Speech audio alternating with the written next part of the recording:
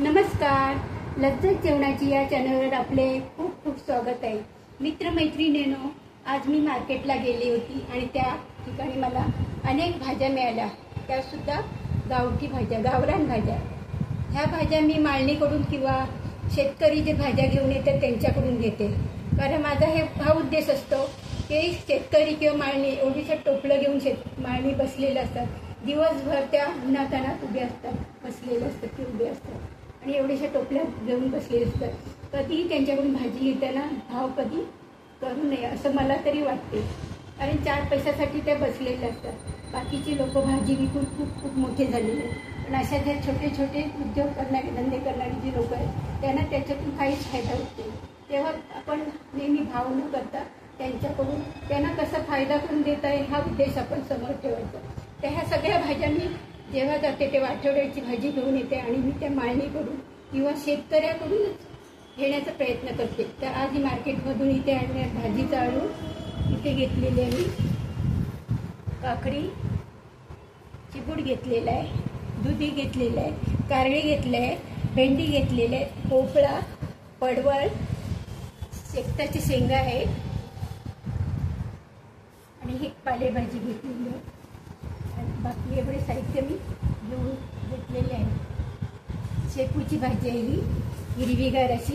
ह्या माळणीकडून सगळ्या मी भाज्या खरेदी केलेल्या आहेत. तुम्ही सुद्धा माळणीकडून भाजी खरेदी करा अशी मला मनापासून इच्छा आहे. थँक्यू. हळदीची पानं सुद्धा आणलेली आहेत आणि शेपूची भाजी सुद्धा हिरवीगार अशी भाजी मला मिळालेली आहे. नमस्कार. लज्जत जेवणाची या चॅनलवर आपले स्वागत आहे. मित्रमैत्रिणींनो, आज जी मी रेसिपी बनवणार आहे ती आहे भेंड्याची भाजी. आपण नेहमीच साधी भेंडी खात असतो, पण या सीझनमध्ये अशा प्रकारची भेंडी मिळतात. त्याला 7 धारी किंवा 9 धारी भेंडी असे सुद्धा म्हणतात आणि ही जास्त करून माळणी घेऊन येतात. माळी किंवा शेतकरी लोक असतात त्यांच्याकडे ती भाजी मिळते. तर आज मी ही अशीच 7 धारी भाजी आणलेली आहे, भेंडी आणलेली आहे. तर भेंडी ही 7 धारी आहे आणि ती बघण्यासाठी आपण काय करायचं, भेंड्याचं हे टोक असतं ते असं मोडून बघायचं. तर टोक मोडलं म्हणजे ती भाजी कवळी आपल्याला दिसताना मोठी दिसते. अशी वाटते भेंडी जून असतील, पण ही जून नसतं. तर ही आपण वरचा भाग तोडून बघायचा, त्याच्यामुळे आपल्याला भेंडी कवळी आहेत की जून आहेत ते कळते. तर 7 धारी काय म्हणतात, तर भेंड्याला ह्या जे धारी असतात ह्या 7 असतात म्हणून 7 धारी म्हणतात.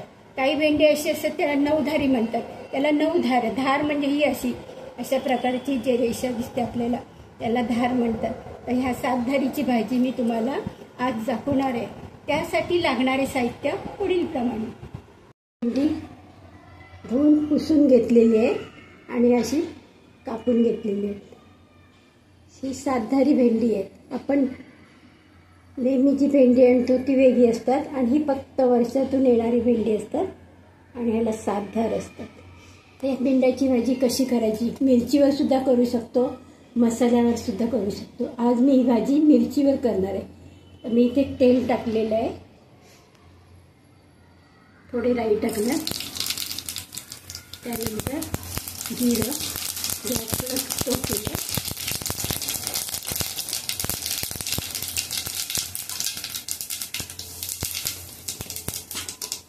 हिंग टाकले, त्याच्यानंतर कांदा बारीक कापून घ्यायचा.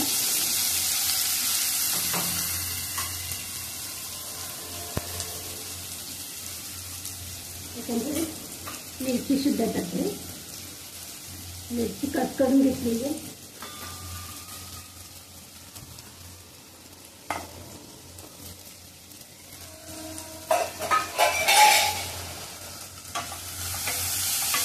परतून घेऊया आणि थोडा कांदा नरम होईपर्यंत आपण त्याला शिजवून घेऊया.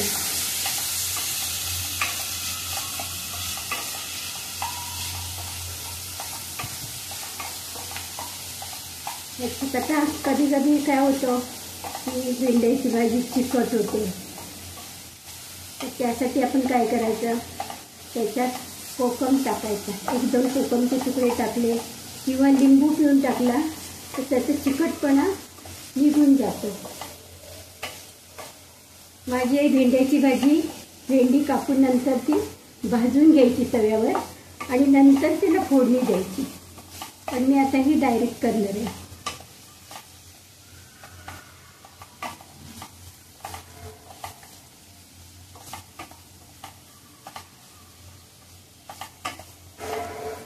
ते थोडी हळद, त्यानंतर धना जिरा पावडर टाकते आणि 2 कोकमं टाकणार आहे.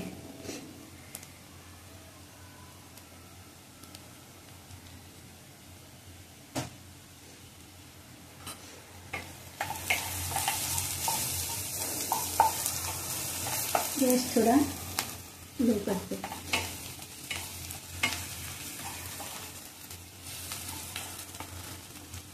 आता आपण याच्यात टाकणार आहोत भेंडी.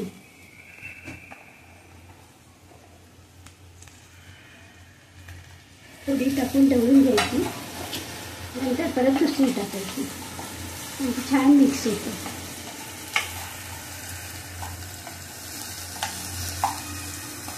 तुम्हाला ओली मिरची नसेल आवडत तर तुम्ही मसाला टाकला तरी चालेल.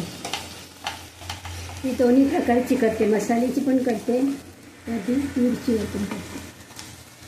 एखादी तिखट भाजी असेल याच्याबरोबर तर आपण एक भाजी मिरचीवर करायची.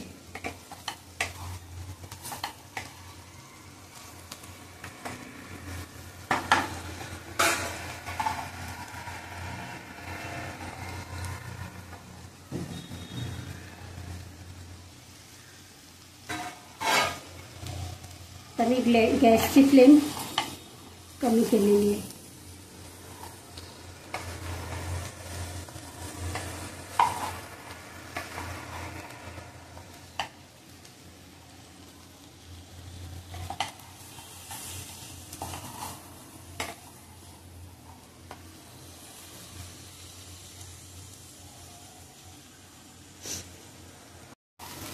एकदा परतून घेऊया भेंडी.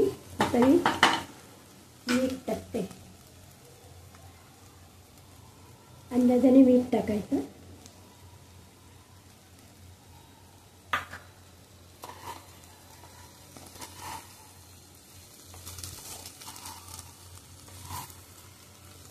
आणि खोबरं टाकते, ओलं खोबरं. खोबरं तुम्हाला आवडत नसेल तर नाही टाकलं तरी चालेल.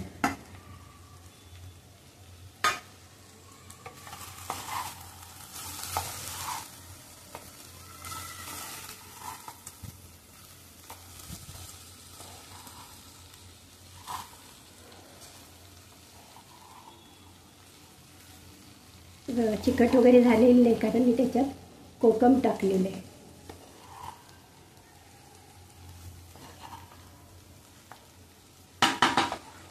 थोड्या वेळाने आणखी त्याच्यावर झाकण ठेवते.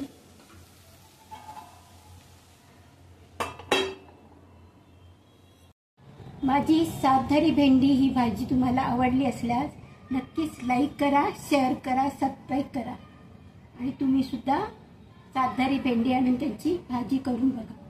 थँक्यू.